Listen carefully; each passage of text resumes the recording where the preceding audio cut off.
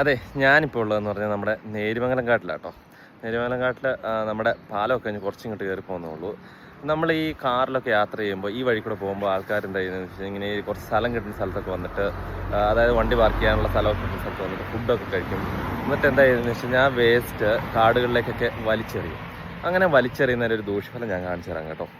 ഇതുണ്ടോ, ഈ എയർപോർട്ടിലെ കാര്യങ്ങൾ സാധനം വേസ്റ്റൊക്കെ ഒത്തിരി കിടപ്പുണ്ടോ ഇവിടെ. അതേപോലെ തന്നെ ആ താഴത്തോട്ട് നോക്കി നിങ്ങൾക്ക് മനസ്സിലാവും. അതുകൊണ്ടോ ഒരു കുരങ്ങ് അവിടെ ഇരുന്ന് വെച്ച് ആ വേസ്റ്റ് എല്ലാം വാരി അതിൻ്റെ അകത്ത് നേന്താടൊക്കെ കഴിക്കുന്നുണ്ടോ. അതെല്ലാം വാരി കഴിച്ചുകൊണ്ടിരിക്കുകയാണ്. ഇതുണ്ടല്ലോ, ഇവിടെ നിറച്ചും വേസ്റ്റാണ് ഇരിക്കുന്നത്. നിറച്ചും വേസ്റ്റ് ഇട്ടേക്കും. ഇതൊരു താഴത്തോട്ട് നോക്കി കാണാം. ഇതല്ലേ ഒത്തിരി കുരങ്ങുകളുണ്ടോ. സോ അതേപോലെ തന്നെ ഈ വഴി സൈഡിലേക്കൂടെ ഫുഡ് ഇട്ടേക്കുന്നുണ്ട്.